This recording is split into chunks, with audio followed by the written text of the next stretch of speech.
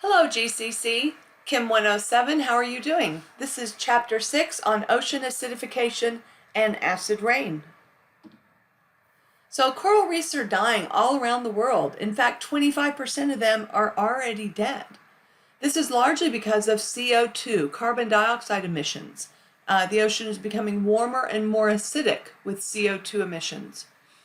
Ocean acidification is the problem, and it's often called climate change's nasty little sister. The oceans absorb about 30% of the CO2 that we produce. So see, as factories are putting more and more CO2 into the air, the ocean is absorbing some of that, about 30% of that. According to the balanced reaction, CO2 gas that we put into the air, plus water, liquid water in the ocean, makes H2CO3, which is carbonic acid.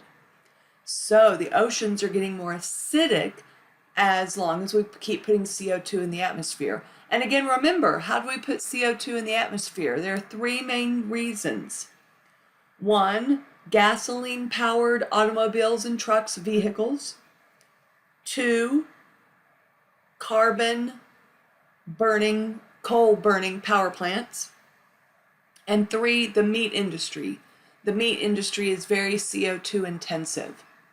So as long as we keep eating meat, driving gasoline-powered cars, and using coal as fuel, we're going to keep putting CO2 emissions up into the sky, and those in turn get absorbed to the ocean, and it's making the ocean more acidic and killing coral reefs. So that's a problem. A lot of people depend on coral reefs for their tourism and their industry, and they're becoming extinct.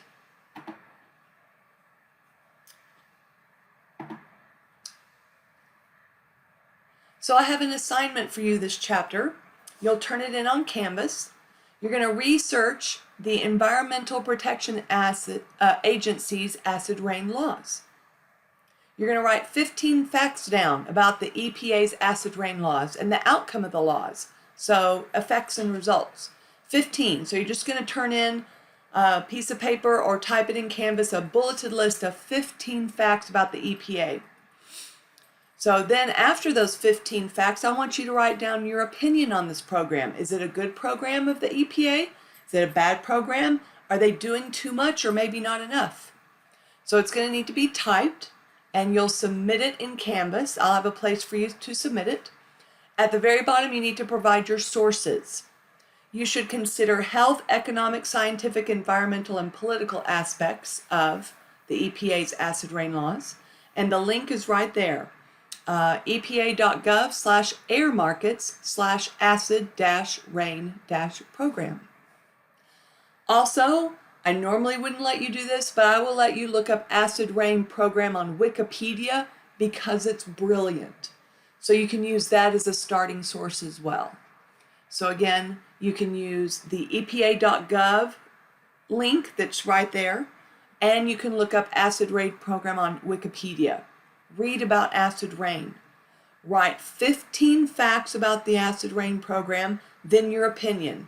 Type it up, turn it in on Canvas. I'll have a due date set in Canvas for you. So let's talk about acids. Acids taste sour, like vinegar and lemons. Acids can dissolve marble, shells, and stone, turn carbonates into CO2 gas, release hydrogen ions in water. That's an important one. Acids make H+ ions in water. And H+ ions are essentially protons because the electron is gone from the hydrogen. That's why it's H+. So actually H+ really is H3O+ ions when it's in water. Yeah. HCl is an acid. It's hydrochloric acid. That's the one acid I do want you to know. HCl is hydrochloric acid. Remember that. Also remember that acids make H+ ions when you put them into water. Here's a picture of that. Here's our hydrochloric acid that I want you to know. Here's a picture of what it does in water. The H+ comes off and leaves H+ ions and Cl- ions floating around in the water. So when you put any acid in water, an H+ ion breaks off of the acid molecule. HCl in water makes H+ and Cl- ions. What would HBr make in water? It's also an acid. Yes, H plus and Br minus ions. What about HNO3? H plus and NO3 minus ions. Yeah, the only thing that happens is the H comes off, becomes +1. Whatever's left over is -1. So H plus Cl minus, H plus Br minus, H plus NO3 minus. H plus ions can burn skin and eyes. Acids are dangerous. If they're concentrated enough, they can eat away at your skin and in your eyes could cause blindness. Very dangerous when they're concentrated. So stay away from acids. What are bases? You may not have heard as much about bases. Bases release hydroxide when they are in water. Hydroxide ions are OH together, O and H bonded together with a -1 charge. So remember, bases make OH minus ions in water. They taste bitter, they taste bad. We don't eat bases. Soap and bleach are bases. Yuck, they don't taste good. They're slippery to touch, like bleach is slippery. If you've ever spilled bleach on yourself, it's slippery. Soap is slippery. Shampoo is slippery. Sodium hydroxide is a very common base. It's called lye in the old-fashioned words, and it's a base. Sodium hydroxide can cause your skin to burn, and if you get it in your eyes and don't do anything, you can go blind. It's just as bad as an acid. So bases, when they're concentrated, are just as dangerous as an acid. Bases make hydroxide ions in water. So when we have sodium hydroxide in water, the sodium breaks away, Na+, and then the hydroxide, OH minus, is left over, and that's why it's a base, because it made OH minus. So sodium hydroxide, we have Na+ and OH minus.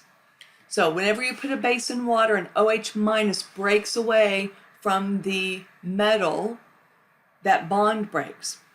What would potassium hydroxide make in water? KOH. Yeah, K plus and OH minus. What about barium hydroxide, which is BaOH2? It would make Ba plus 2 and an OH minus and a second OH minus. So 1, 2, 2 OH minuses. Yeah. So hydroxide ions, again, which is what makes something basic, can cause skin and eye burns, just like an acid does. So they can be very dangerous as well. So we're going to stop there for our first video of this chapter. So you've had your introduction to acids and bases. Goodbye, GCC. See you in the next